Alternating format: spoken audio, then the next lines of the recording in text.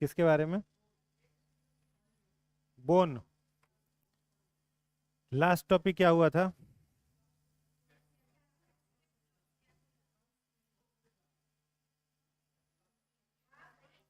Appendicular bone हो गया था। एपेंडिकुलर बोन में टोटल बोन्स कितने होते हैं? 126। तो जितना लिखवाए थे सबको काउंट करके 126 हो जा रहा है।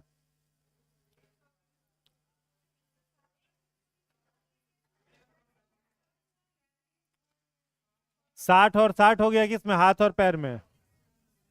बाकी क्लेविकल में, क्लेविक पेल्विक बोन, कॉलर बोन 26 हो गया। तो 26 हो गया ना, 126। हाँ।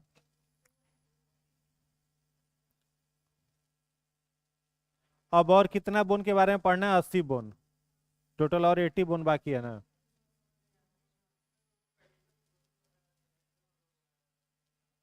तो 6 गो नहीं हुआ? हाथ पैर में क्या गो है? तो 120 और 6 126 नहीं हो गया? इसमें समझना क्या है?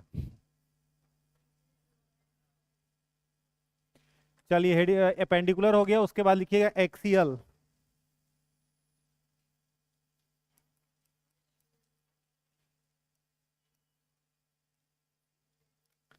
अपेंडिकुलर बोन जो होता है उसमें मूवमेंट होता है, लोकोमोशन होता है। एक्सियल बोन में लोकोमोशन नहीं होता है, ठीक है।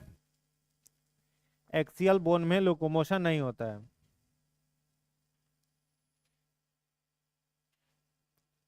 लिखिएगा, यह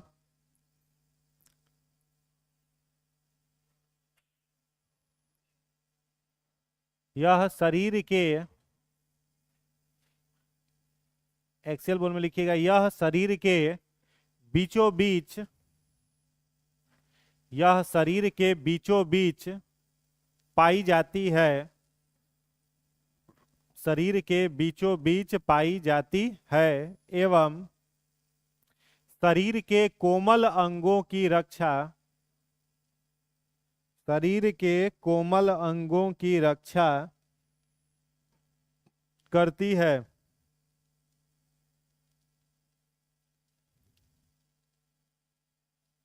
शरीर के कोमल अंगों की रक्षा करती है। अगला पॉइंट, इसकी कुल संख्या, इसकी कुल संख्या 80, 80, 80 होती है। संख्या कितना हो जाएगा? 80। इसमें पहला लिखिएगा, पहला वर्टिब्रल कॉलम,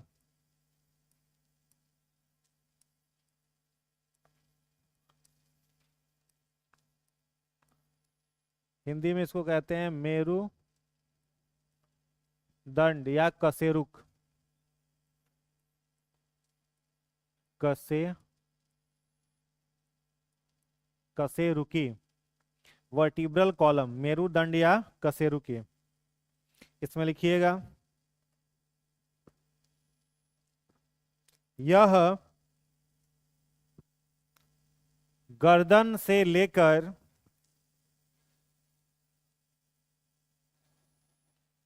यह गर्दन से लेकर tail bone, TAIL, tail bone तक फैला होता है। गर्दन से लेकर टेल बोन तक फैला होता है।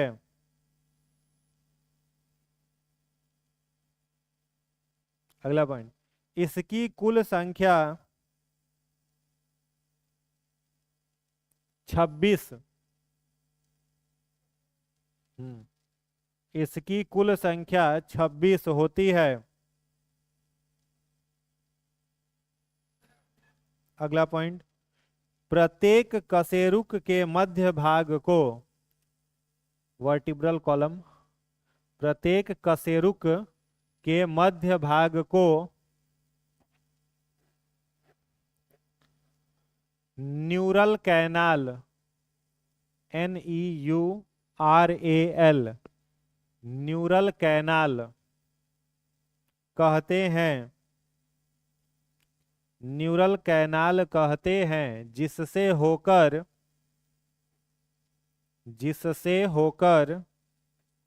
मेरुरज्जु, स्पाइनल कॉर्ड, जिससे होकर मेरुरज्जु स्पाइनल कॉर्ड गुजरता है, मेरुरज्जु गुजरता है। ठीक है, तो टोटल कशेरुकों की संख्या कितनी हो जाएगी? 26। ठीक है, तो गर्दन से लेकर के इस तरीके का ढेर सारा, मेरुदंड समझ रहे हो ना, रीढ़ की हड्डी। ठीक है, वर्टिब्रल कॉलम का मतलब क्या है? बैकबोन।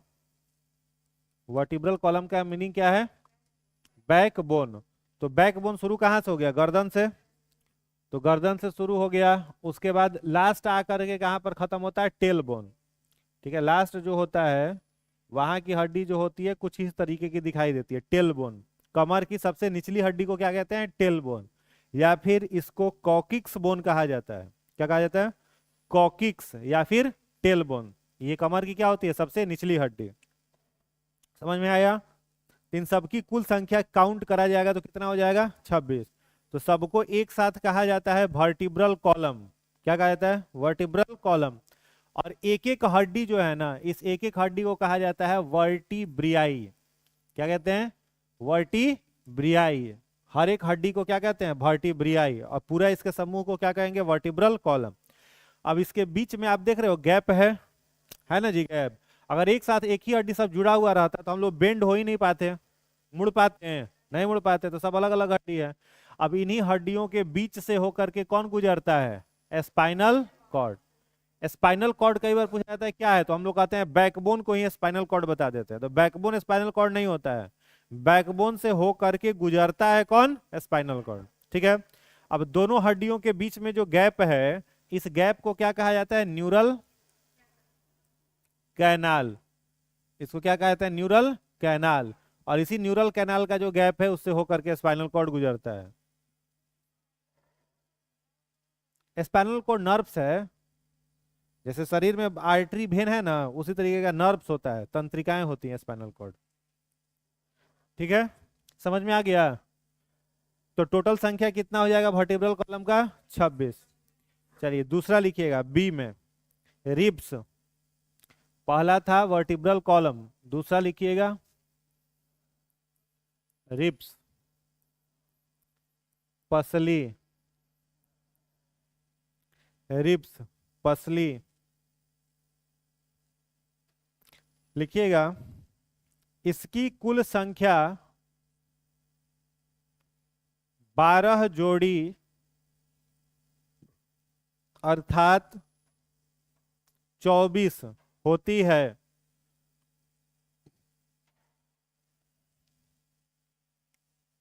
ठीक है, समझ में आ रहा है? पसली की टोटल संख्या 24। अगला पॉइंट लिखिएगा, यह पीछे की ओर मेरुदंड मतलब बैकबोन, पीछे की ओर मेरुदंड एवं आगे की ओर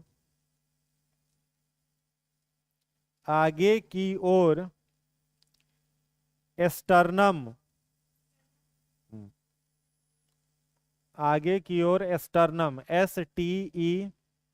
STERNUM, STERNUM, स्टर्नम से जुड़ी होती है, स्टर्नम से जुड़ी होती है। बात समझ में आया?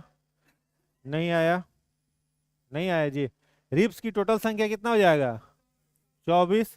तो रिब्स जो होता है वो सीने की हड्डी, छाती का जो हड्डी होता है इस तरीके का, इसको क्या कहते हैं? रिब्स। तो 12 गो इधर हो गया और 12 इधर से हो जाएगा, समझ में आ जाएगा? अब इसके अंदर में क्या पाया जाता है? तो इसके अंदर में पाया जाता है फेफड़ा।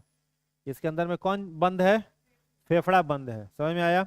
और दोनों फेफड़ा के बीच में एक हड्डी होता है इस तरीके का, दोनों फेफड़ा के बीच में एक लचीला इस तरीके का बोन होता है, हड्डी होता है। इसी हड्डी से जुड़ा हुआ रहता है ये दोनों साइड का रिब्स। हाँ, आगे की ओर। इसी हड्डी से जुड़ा हुआ है, समझ गए।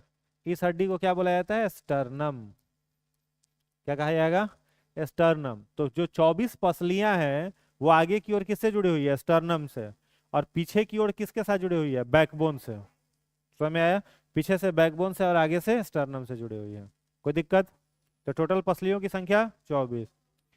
तीसरा लिखिएगा एस्टर्नम।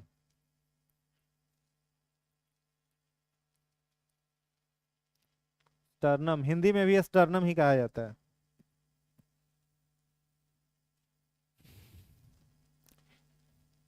यह एक होता है, वन।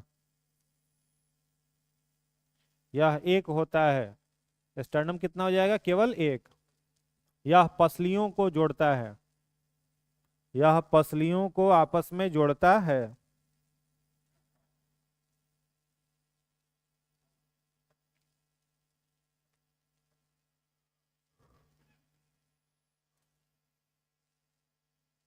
हो गया तीसरा। चौथा लिखिएगा हेड, सिर। हेड, HEAD, हेड, सिर।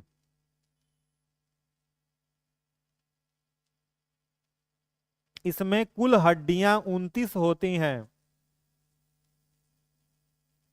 29।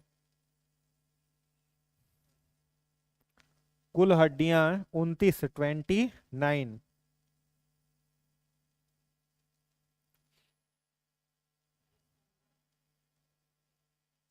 ठीक है, हेड में टोटल कितना हो जाएगा? 29।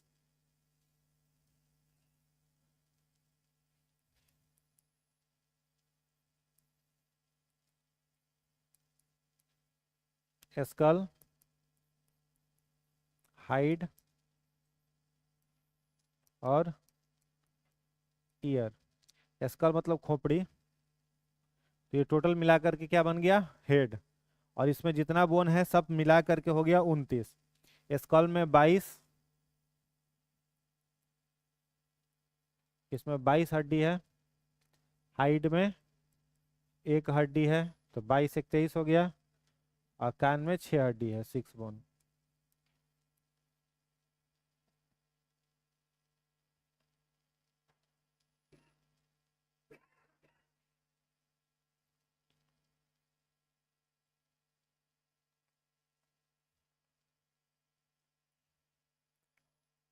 इसमें चेहरा है और कपाल है। तो चेहरा में हो जाएगा कितना? 14। इसमें कितना हो जाएगा? 8 हड्डी हो जाएगा कपाल में।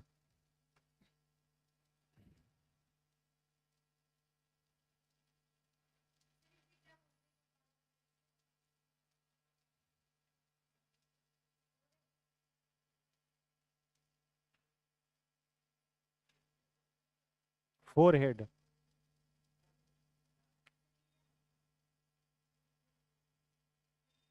पूछ लिया करिए, तब लिख दिया करेंगे। हो गया।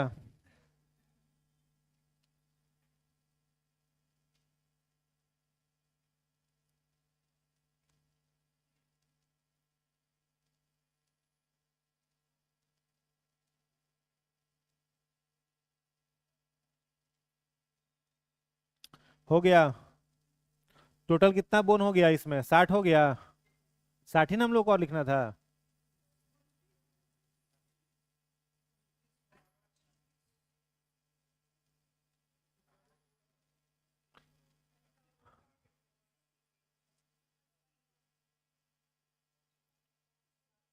स्टार्ट हो गया ना? हाँ। हाँ, तो एपेंडिकुलर बोन कितना हो गया? टोटल 126। और यह कितना हो गया? 60।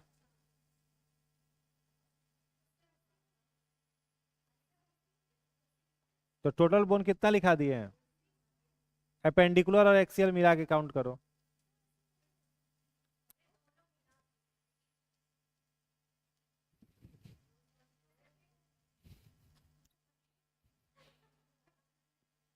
बहुत तुम लोग ठीक है, तो खोपड़ी में कितना हड्डी है?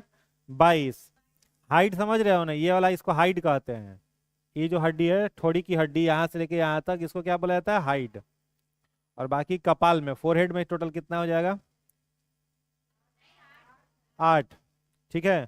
और कान में कितना हो जाएगा, 6 हो जाएगा। तो कान में जो 6 हड्डी है ना, इसमें मेलियस, इनकस और स्टेपिस। मेलियस, इनकस और स्टेपिस, ये 3 हड्डी पाया जाता है। संख्या कितना हो जाएगा, 2 2। कान 2 है ना, हाँ दोनों कान को जोड़ देंगे तो हो जाएगा 2, तो 6। Malleus, incus, stapes. इसमें सबसे छोटी हड्डी कौन सी है, स्टेपिस है। स्टेपिस से कई बार पूछ देता है कि कितना छोटा है, तो याद रखोगे 6 mm।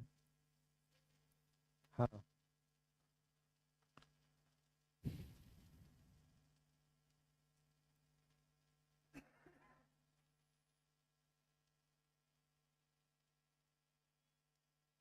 हड्डियों के जोड़ में कौन सा द्रव्य पाया जाता है, नोट में 1 2 पॉइंट लिखिएगा, नोट में लिखिए। दो हड्डियों के जोड़ पर, दो हड्डियों के जोड़ के पास, दो हड्डियों के जोड़ के पास साइनोबियल,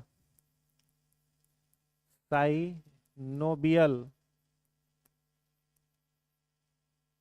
द्रव्य, साइनोबियल फ्लूइड पाया जाता है, साइनोबियल द्रव्य पाया जाता है,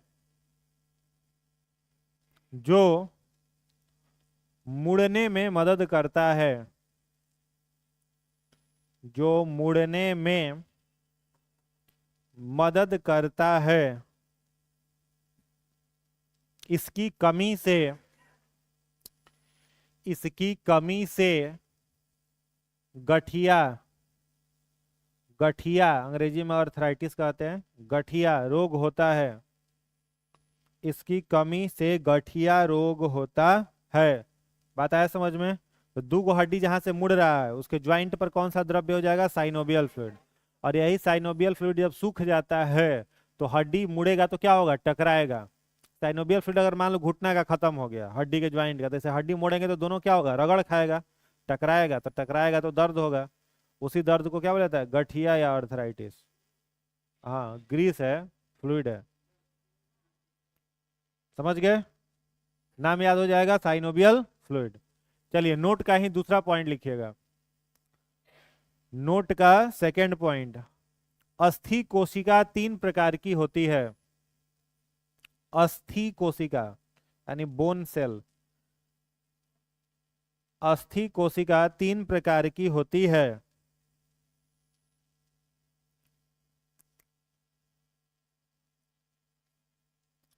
तीन प्रकार की होती है। पहला लिखिएगा,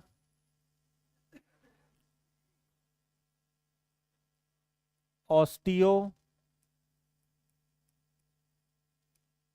क्लास्ट, बोलचाल में यही अंग्रेजी प्रयोग होता है, इसका हिंदी नहीं, ऑस्टियोक्लास्ट हो गया। लिखिएगा, यह खराब हड्डियों को खाकर खत्म करता है। यह खराब हड्डियों की कोशिकाओं को, खराब हड्डियों की कोशिकाओं को खाकर, हाँ खाकर समाप्त करता है, समाप्त करता है। इसलिए इसे, इसलिए इसे bone eating cell, bone eating cell कहते हैं। बोन ईटिंग सेल कहते हैं। बोन ईटिंग सेल मतलब ऐसा सेल जो बोन को क्या करे, खराब और खा जाओ। चलिए दूसरा लिखिएगा, ऑस्टियो ब्लास्ट। सेकेंड लिखिएगा, ऑस्टियो ब्लास्ट।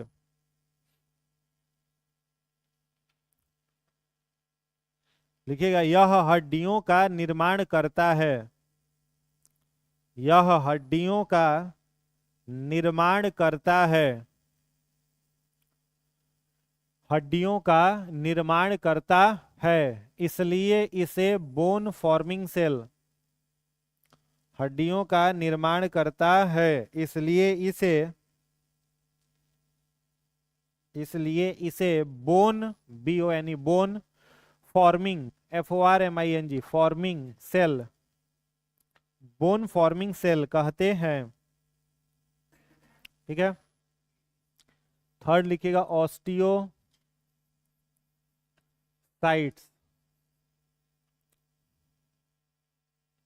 CYT, osteocyte. इसमें लिखिएगा यह हड्डी को परिपक्व बनाता है, यह हड्डी को परिपक्व, मैच्योर, यह हड्डियों को परिपक्व बनाता है, अतः इसे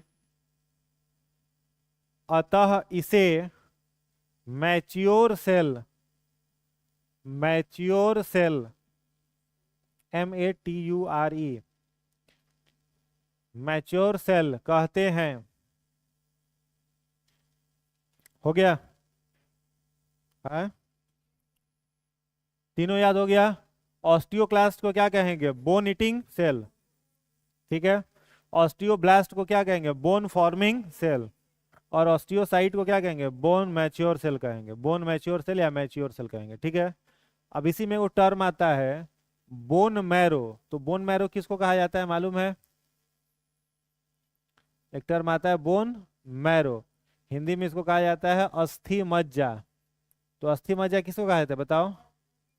दो हड्डियों के बीच में खाली खोखला स्थान होता है, उसको क्या बोला जाता है? Bone marrow. और यही जो बोन मैरो है, इसी में किसका निर्माण होता है? ब्लड का। हड्डियों के बीच का जो खोखला स्थान है उसको क्या बोला जाता है? Bone marrow. और बोन मैरो में किसका निर्माण होता है? रक्त का, ब्लड का। लिखाने का जरूरत है? याद रहेगा? बोलो ना जी। है? लिखाने की जरूरत है? लिख लीजिए। हड्डियों के बीच,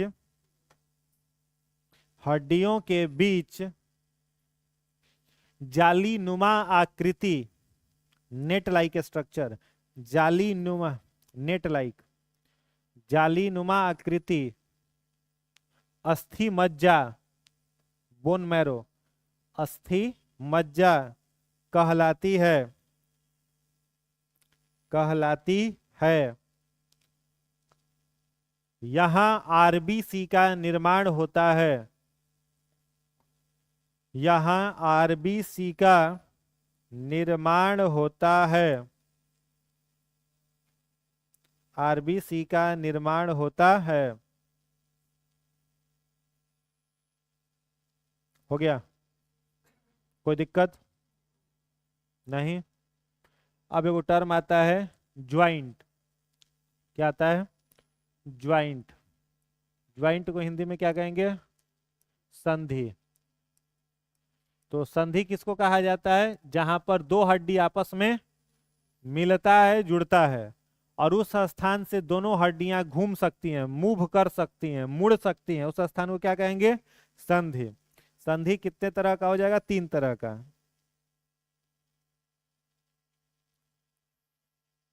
पहला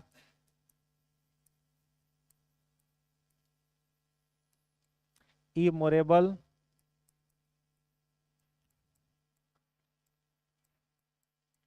स्लाइटली मूवेबल और इमूवेबल, या फ्रीली मूवेबल कर लेना, फ्रीली।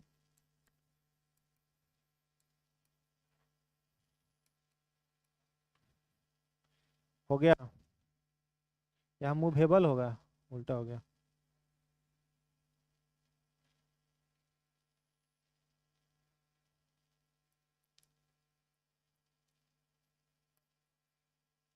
मतलब अचलना। हाँ, फिक्स। अचल संधि हो गया स्लाइटली मूवेबल, अपूर्ण। और इसको पूर्ण संधि।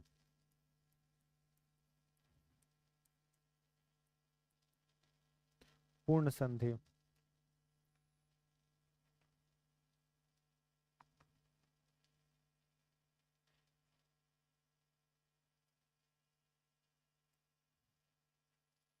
इसमें है बॉल एंड सॉकेट ज्वाइंट, उसके बाद हिंज ज्वाइंट, उसके बाद पाइवोट ज्वाइंट, उसके बाद है gliding,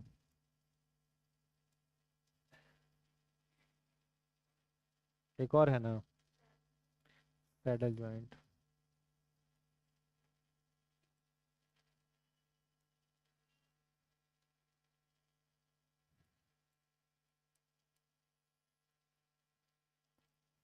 double D L E.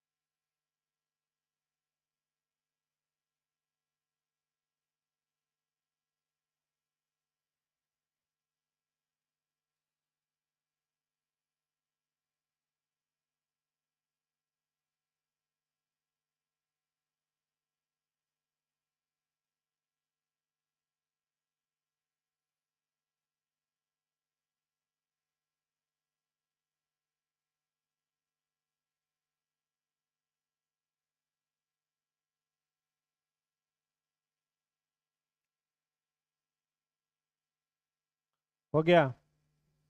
चल इसको लिख लो फटाफट। पहला हेडिंग बनाइएगा ई मूवेबल ज्वाइंट, अचल संधि।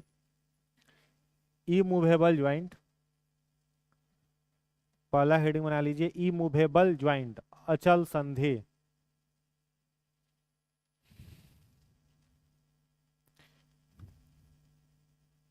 ई मूवेबल ज्वाइंट, अचल संधि। इसमें लिखिएगा इसे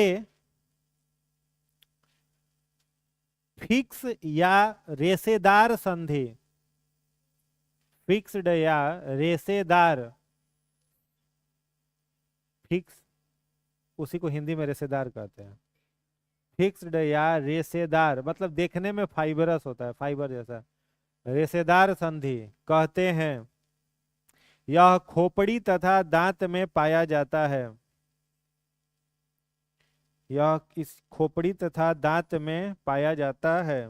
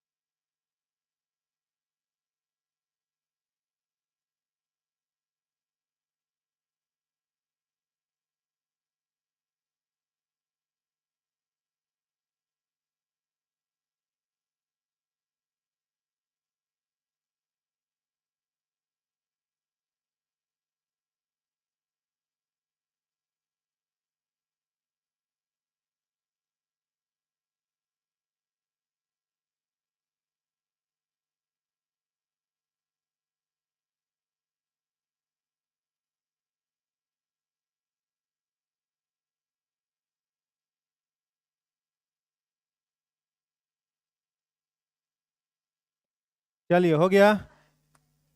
तो उसके बाद लिखेंगे सेकंड, स्लाइटली मूवेबल। ठीक है, तो दांत में पूछा जाए कौन सा ज्वाइंट है तो क्या कहिएगा? Fix joint. तो खोपड़ी में कौन सा ज्वाइंट? Fix joint. हाँ, दांत में और खोपड़ी में fix joint, slightly movable heading बना लीजिए। इसमें लिखिएगा यहां बहुत कम गति देखने को मिलती है। यहां बहुत कम गति होती है चाहे देखने को मिलती है। यहां बहुत कम गति होती है। उदाहरण में लिखिएगा पसली, रिब्स, पसली, कॉमा, कशेरुक दंड मतलब बैकबोन, बैकबोन, पसली और बैकबोन। यहाँ बहुत कम गति होता है ना। ठीक है, ऐसे आप झुक रहे हैं तो थोड़ा बहुत गति हो गया, ऑटोमेटिक नहीं ना होता है। ऐसा नहीं ना कि आप बैठे हैं खड़े हैं अपने से ऐसे हो गए हैं। ठीक है, आप करते हो तब हो पाते हैं मूवमेंट यहाँ पर, तो इसको स्लाइटली मूवेबल ज्वाइंट कहते हैं। थर्ड लिखिएगा फ्रीली मूवेबल, पूर्ण संधि।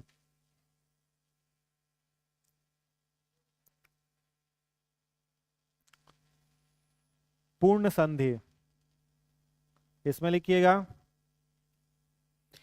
यह हड्डियों को विभिन्न दिशा में, यह हड्डियों को विभिन्न दिशा में गति प्रदान करता है। हड्डियों को विभिन्न दिशा में गति प्रदान करता है। अब इसमें ए बी सी करके लिखते जाइए। ए करके लिखिएगा बॉल एंड सॉकेट ज्वाइंट, उसका टाइप पहला ए करके ball and socket joint, Hindi में कहते हैं इसको कंदुक खल्लिक। लिखना है? नहीं लिखना है, ठीक है। Ball and socket, ball and socket, ball को, गेंद को हिंदी में कहा जाता है, संस्कृत में कहा जाता है कंदुक, कहा जाता है ना पंडित जी? हाँ तो वही कंदुक मतलब बॉल, और सॉकेट को बोला जाता है खल्लिक। ठीक है, हाँ ठीक है। तो बॉल एंड सॉकेट ज्वाइंट, इसमें डैश दे करके लिखिएगा इस प्रकार के संधि में, इस प्रकार के संधि में खाली स्थान होता है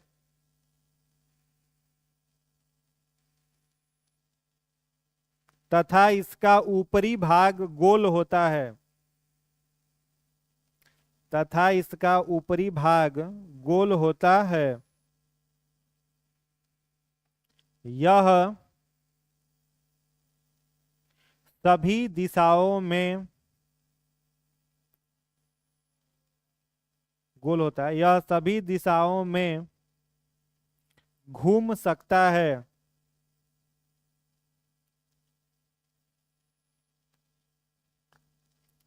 सभी दिशाओं में घूम सकता है।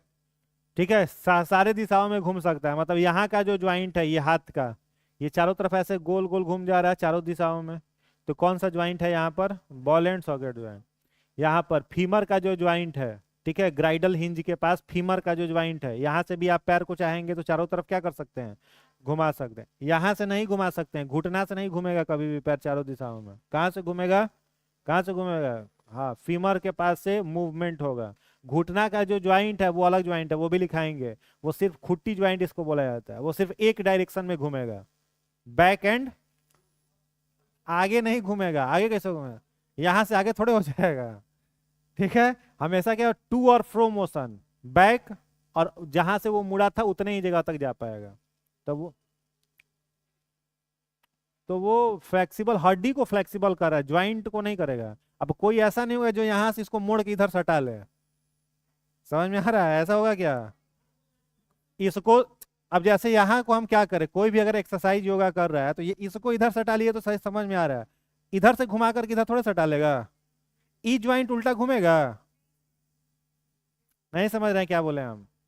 हाँ, ये ज्वाइंट कभी भी बैक में नहीं आएगा, ये हमेशा, हाँ, वहां से फ्लेक्सिबल किसको करेंगे आप? जहां जहां से ज्वाइंट है।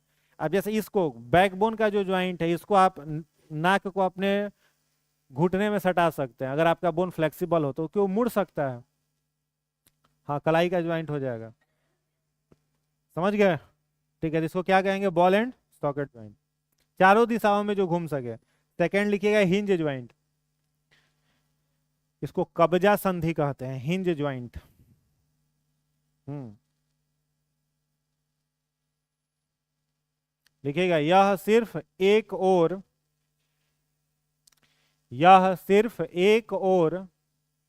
गति करता है, एक और गति करता है। जैसे कब्जा होता है गेट का, वो एक ही और ना गति करता है। ठीक है, दो डायरेक्शन में तो घूमेगा नहीं। कब्जा समझ रहे हैं, गेट में जो रहता है, हाँ, जो ज्वाइंट करके रखता है जोड़ के। एग्जाम्पल में लिखिए केहुनी, केहुनी केहुनी एल्बो, घुटना, केहुनी और घुटना, ये हमेशा एक ही डायरेक्शन में गति करेगा, तो इसको कौन सा ज्वाइंट कहेंगे? Hinge joint. थर्ड लिखिएगा पाइवोट ज्वाइंट। ना,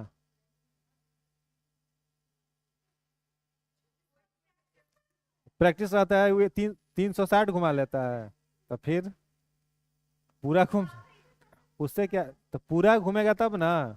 उसमें तो आपने लिखा है ना, चारों दिशाओं में घूम सकता है, सभी दिशाओं में। पाइवोट ज्वाइंट में लिखिएगा यह खूंटी जैसा होता है, खूंटी, खूंटी जैसा होता है, कॉमा, खूंटी, खूंटी जैसा, खूंटी जैसा होता है, कॉमा, यह एक दूसरे के ऊपर, यह एक दूसरे के ऊपर रखी हुई होती है, यह एक दूसरे के ऊपर रखी हुई होती है। एग्जाम्पल में लिख लीजिएगा गर्दन, गर्दन, नेक। गर्दन का जो हड्डी है वो पाइवोट ज्वाइंट के में आ जाए। जैसे इसका जो बोन गर्दन का देखेंगे ना, तो एक दूसरे के ऊपर इस तरीके का बोन जो है वो क्या है? अरेंज्ड है। तो जैसे आप गर्दन आगे पीछे करते हो तो वो क्या करता है, उसी प्लेट के ऊपर जितना गैप दिया गया है ना, इसी प्लेट के ऊपर ये क्या करता है? फिसलता है और एडजस्ट होता है। तो गर्दन का ज्वाइंट कौन सा हो जाएगा? पाइवोट ज्वाइंट हो जाएगा। उसके बाद लिखिएगा नेक्स्ट ग्लाइंडिंग ज्वाइंट।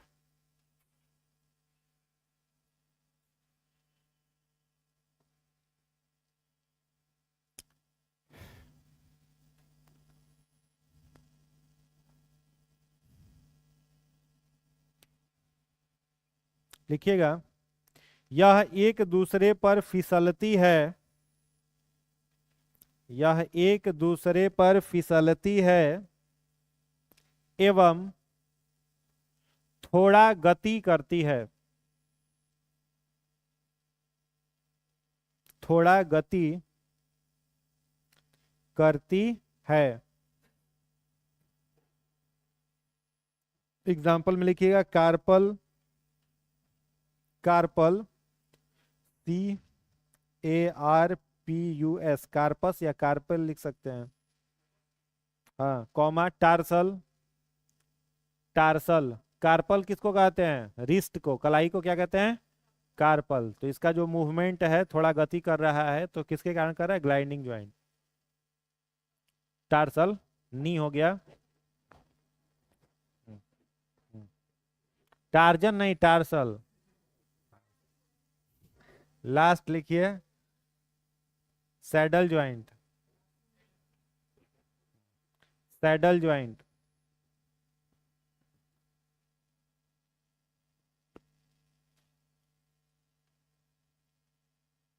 लिखिएगा यह बॉल एंड सॉकेट ज्वाइंट के समान होता है, यह ball and socket joint, ball and socket joint के समान होता है, किंतु एक निश्चित सीमा के अंदर, किंतु एक निश्चित सीमा के अंदर सभी दिशाओं में, सभी दिशाओं में गति कर सकता है। एग्जाम्पल में अंगूठा,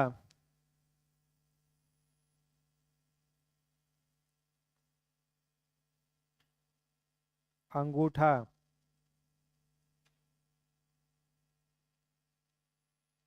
हो गया।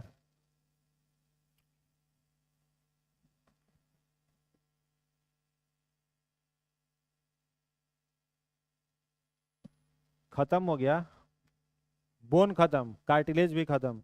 अब क्या बाकी है? वो नहीं, इसमें और कुछ बाकी था ना। एनिमल टिश्यू में, एनिमल टिश्यू में देखो, पेज चेंज पलट करके।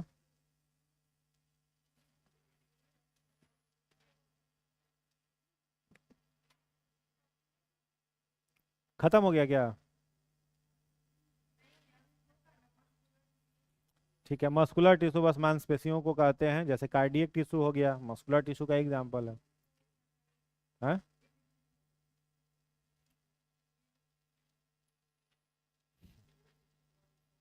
हाँ, कंप्लीट हो गया, टिश्यू हो गया। इसके बाद और क्या बाकी है बताइए?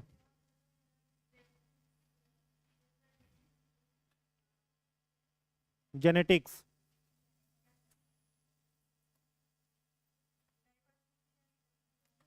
पहले जेनेटिक्स लिख लीजिए थोड़ा सा, उसके बाद डाइवर्सिटी पर आएंगे।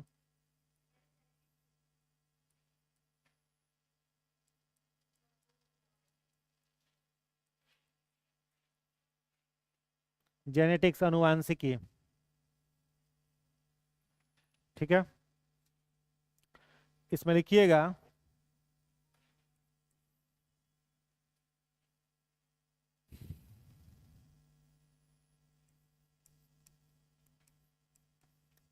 पीढ़ी दर पीढ़ी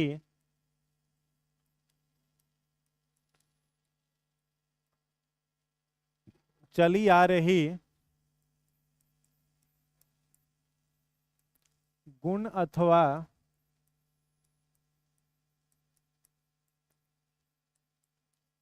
दोषों का अध्ययन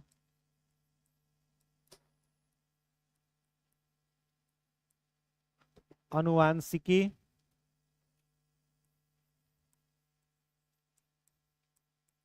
कहलाता है।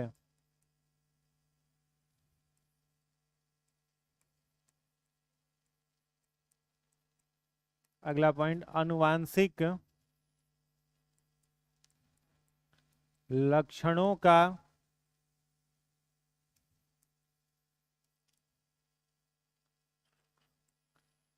स्थानांतरण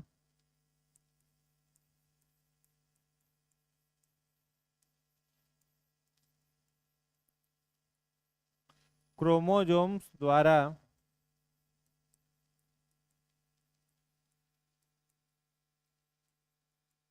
होता है।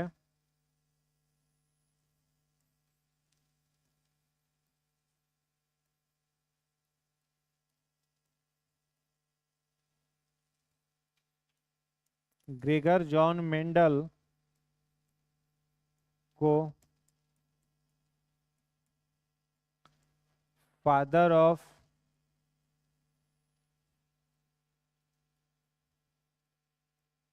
जेनेटिक्स कहते हैं,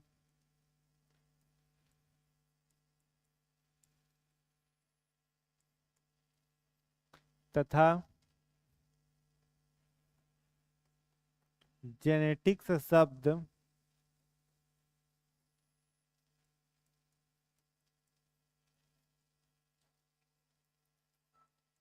बेटसन ने दिया था।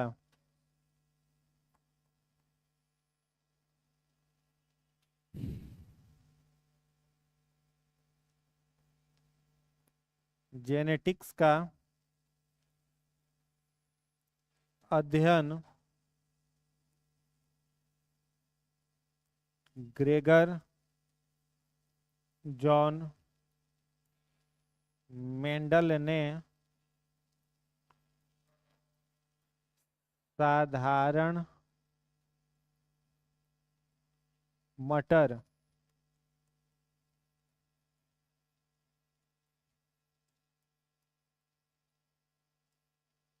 पाइसम, सेटाइवम,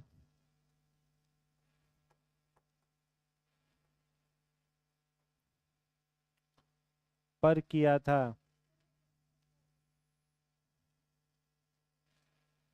हाँ हाँ,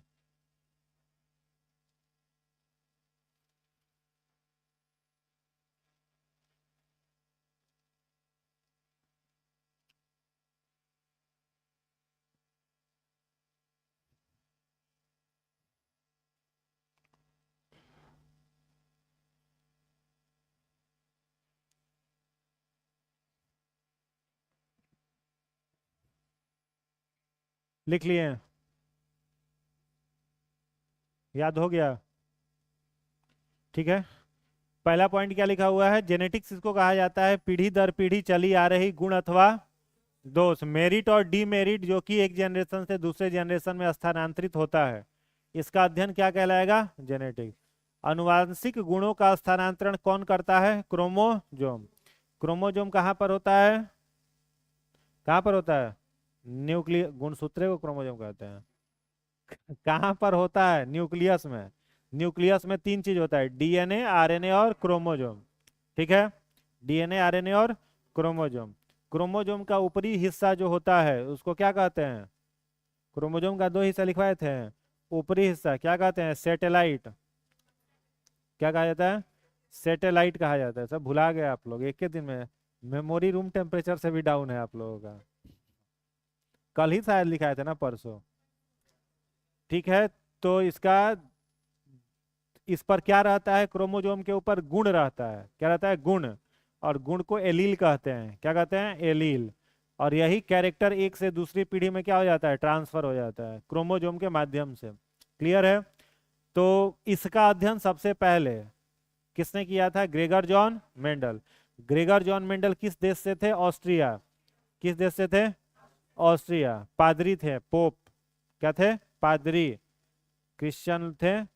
ठीक है, पोप थे ग्रेगर जॉन मेंडल। और उन्होंने पौधे के ऊपर रिसर्च किया था।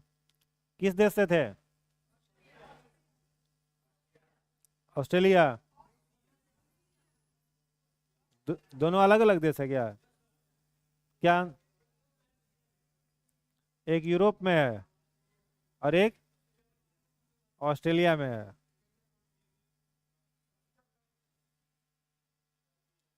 अब इस बार टीआरई 4 निकल जाएगा। भूगोले में कृपा रुका हुआ था आप लोगों का। भूगोल मजबूत हो गया, अब आप लोग क्वालिफाई कर लेंगे। साइंस में कृपा रुका हुआ है।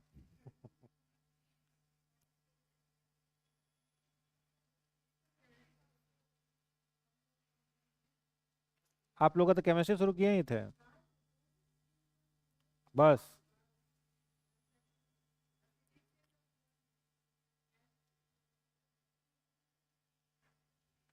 फिलहाल दो ही क्लास में चल पाएगा एक दिन में। एक खत्म होगा तो फिर दूसरा।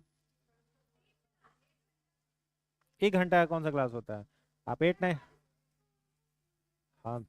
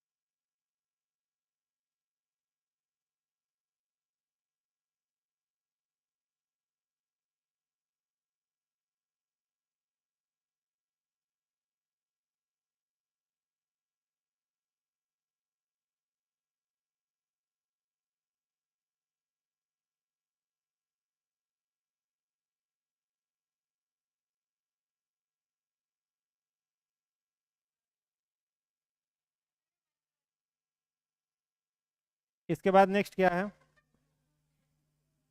ठीक है, तो ग्रेगर जॉन मेंडल को क्या बोला जाता है? Father of genetics. जेनेटिक्स शब्द किसने दिया है? बेटसन। ठीक है, जेनेटिक्स के अध्ययन के लिए ग्रेगर जॉन मेंडल ने किसके ऊपर रिसर्च किया था? मटर। मटर का बोटेनिकल नेम क्या है? Pisum sativum. बोटेनिकल नेम क्या है? Pisum sativum. ठीक है, आगे बढ़ा जाए। साइंटिफिक नेम या बोटेनिकल नेम कहते हैं, साइंटिफिक नेम या बोटेनिकल नेम पाइसम सेटाइवम। इसी पर रिसर्च किया था। जो मटर हम लोग खाते हैं वही रिसर्च के लिए ग्रेगर जॉन मेंडल ने उपयोग किया था। समझ गए? अगला पॉइंट लिखिएगा। अपने शोध के लिए, अपने शोध मतलब रिसर्च के लिए, अपने शोध के लिए मेंडल ने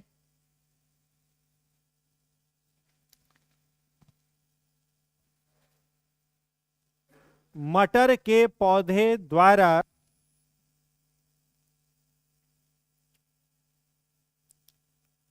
प्राप्त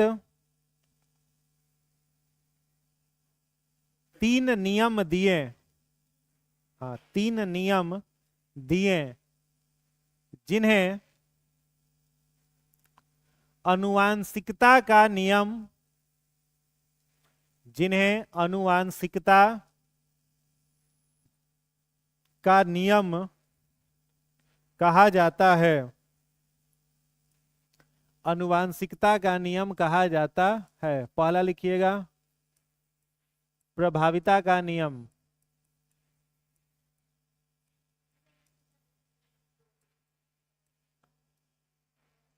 प्रभाविता का नियम, लॉ ऑफ डोमिनेंस। दूसरा लिखिएगा, पृथक्करण का नियम, लॉ ऑफ, हाँ, सेग्रीगेशन। तीसरा लिखिएगा, स्वतंत्र विन्यास का नियम, लॉ ऑफ इंडिपेंडेंट असॉर्टमेंट।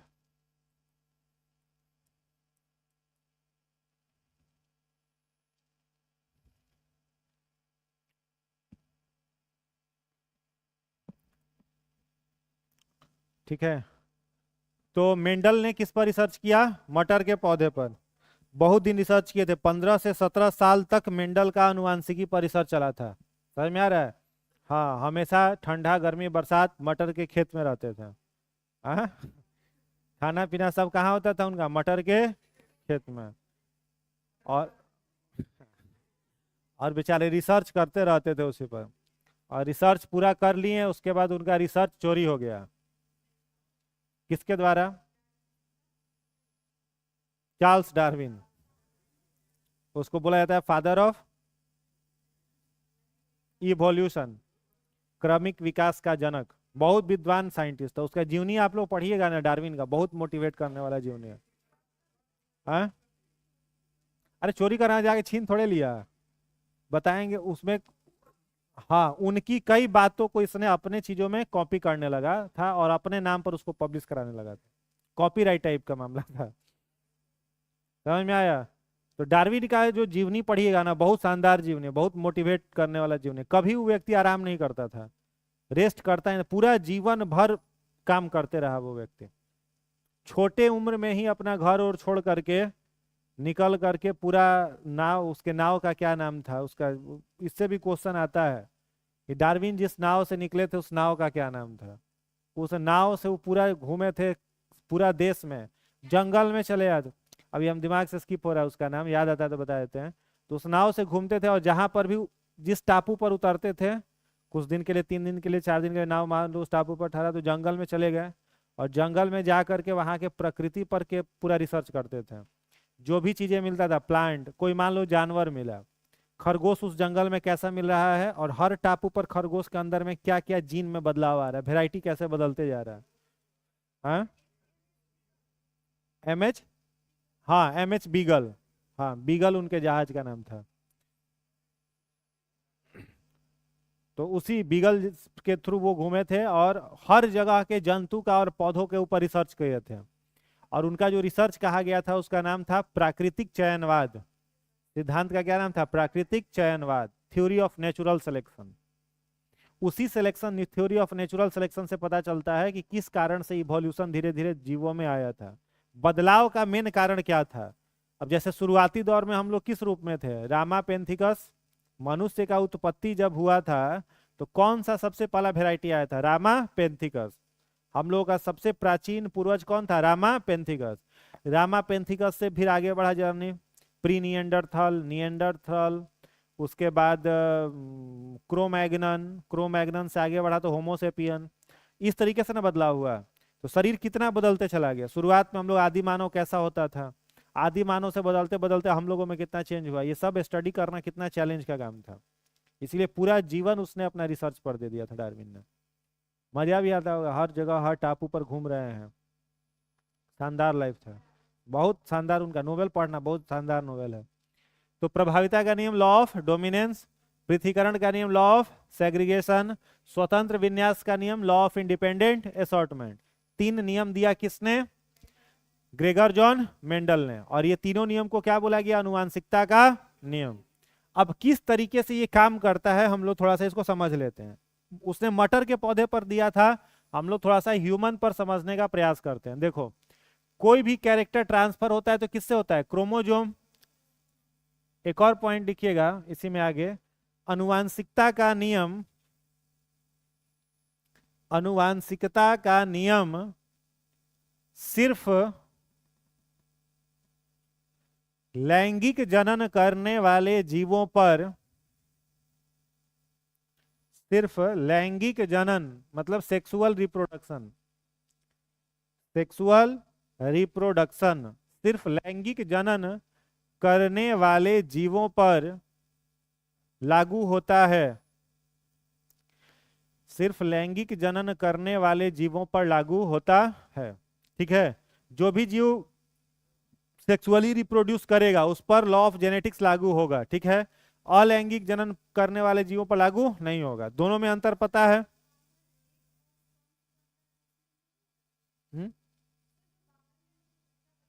हाँ, तो वो test tube baby, in vitro fertilization, ये सब उसमें कैसे नहीं होगा? वो सेक्सुअल रिप्रोडक्शन है। फर्टिलाइजेशन जहां भी होगा, निषेचन, वो सेक्सुअल रिप्रोडक्शन है। तो वहां तो निषेचन हो ही रहा है ना, fusion of male and female gamete, तो सेक्सुअल है।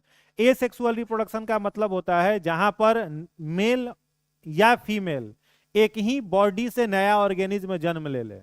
अब जैसे मान लो गुलाब का पौधा है, उसमें ग्राफ्टिंग मेथड से कराया जाता है। ग्राफ्टिंग में क्या किया जाता है? तना काट के लगा देते हैं, तो एक ही बॉडी से ना हो गया, वहां फर्टिलाइजेशन कहाँ हुआ? नहीं ना हुआ। गन्ना में क्या किया जाता है? गन्ना को काट के लगा दिया जाता है। आलू का ट्यूबर होता है, उसको काट के लगा देते हैं, तो वो कौन सा रिप्रोडक्शन है? अलैंगिक। अलैंगिक में उसको कहा जाता है वेजिटेटिव रिप्रोडक्शन, कायिक प्रवर्धन। समझ में आ रहा है? तो उसमें कभी भी जेनेटिक्स का नियम लागू नहीं होगा। जेनेटिक्स का नियम सिर्फ वैसे जीवों में लागू होगा जहां पर नर और मादा मिलकर के संतान की उत्पत्ति करते हैं, केवल जेनेटिक्स वहीं लागू होगा, ठीक है। अब जहां पर नर और मादा मिलकर के संतान की उत्पत्ति करेंगे, वहां पर नर और मादा दोनों के क्रोमोजोम का फ्यूजन होगा। नर में क्रोमोजोम होता है XY+22 और मादा में होता है XX+22, ठीक है। XY जो है इसको क्या कहेंगे? लिंग निर्धारक, लिंग निर्धारक क्रोमोजोम कहेंगे, और इसको कहेंगे गुण निर्धारक क्रोमोजोम कहेंगे। मादा में भी सेम वही हो गया। समझ में आ रहा है? तो क्रोमोजोम की संख्या कितनी होती है? 23, यानी 46।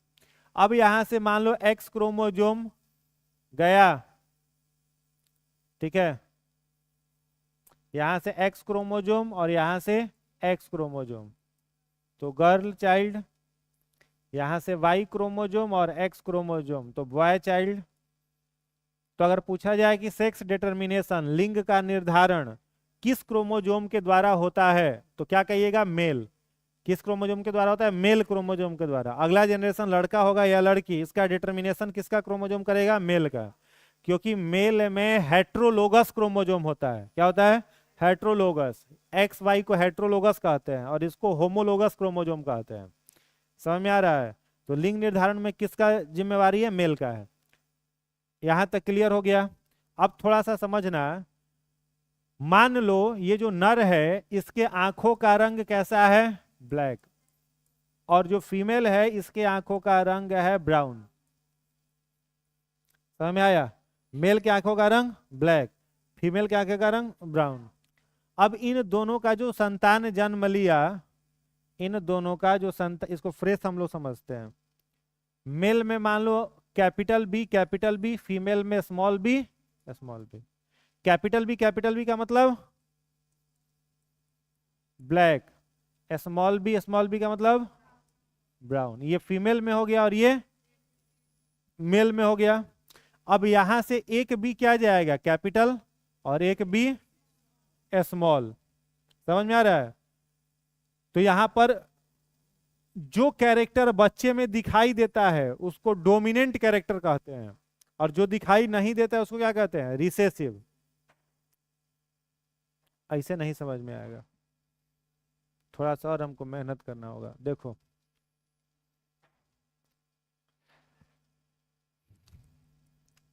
मेल में क्रोमोजोम कितना हो गया? 22 प्लस एक्स वाई, और फीमेल में 22 प्लस एक्स एक्स। तो इस 22 पेयर कैरेक्टर में नर के शरीर के सारे गुण हैं। आंखों का रंग, त्वचा का रंग, शरीर की हाइट, कोई बीमारी है तो वो सारा कुछ कितना में है? 22 में है। तो मान लो आंखों का रंग इसका अगर ब्लैक है तो वो कितने पेयर क्रोमोजोम में है? 22 में से ही कोई एक क्रोमोजोम के अंदर होगा। यहां पर आंखों का रंग अगर ब्राउन है तो वो भी 22 में से किसी एक क्रोमोजोम के अंदर होगा। समझ में आ रहा है? अब इन दोनों का संतान जो जन्म लिया उसके आंखों का रंग मान लो कैसा आ गया? ब्लैक। तो आप क्या कहिएगा? आप कहिएगा कि पिता के आंखों का रंग बच्चे में प्रभावी है, मां के आंखों का रंग बच्चे में अप्रभावी है। लेकिन यहां से भी तो ये 22 पेयर क्रोमोजोम आया होगा और यहां से भी 22 पेयर क्रोमोजोम आया होगा। और आपको सेल चैप्टर अगर याद हो तो हमने उसमें मियोसिस लिखवाया था। ये जो 44 क्रोमोजोम है, ये 44 क्रोमोजोम कितना हो जाएगा? आधा, यानी 22 हो जाएगा। अब 22 में से हो यह भी हो सकता है कि 22 गो गुण पिता का इसके अंदर हो, 2 गो गुण माँ का हो, या फिर 20 गो माँ का ही गुण हो, 2 गो गुण पिता का हो, कुछ भी हो सकता है। जरूरी नहीं कि 22 में इक्वल 11 पिता का 11 माँ का होगा। समझ में आ रहा है? तो जो कैरेक्टर बच्चे में दिखाई दे रहा है ये ब्लैक कैरेक्टर, इसको हम लोग कहेंगे कि यह डोमिनेंट है। डोमिनेंट मतलब प्रभावी। समझ आ रहा है? और इसको हम लोग क्या कहेंगे कि ये कैरेक्टर कैसा है? रिसेसिव। कैसा है? रिसेसिव है। रिसेसिव मतलब अप्रभावी। तो जो प्रभावी कैरेक्टर होता है ना उसको हम लोग कैपिटल बी से लिखते हैं, और जो अप्रभावी कैरेक्टर होता है उसको स्मॉल बी से लिखते हैं। तो ये ब्लैक कैरेक्टर का मतलब एक क्रोमोजोम बच्चे में कैपिटल बी आया होगा और एक क्रोमोजोम स्मॉल बी और स्मॉल बी आया होगा। समझ में आया? तो ध्यान से समझो। मेंडल का पहला कहना था कि प्रभाविता के नियम में कि माता या पिता दोनों में से किसी एक का गुण बच्चे में प्रभावी होगा।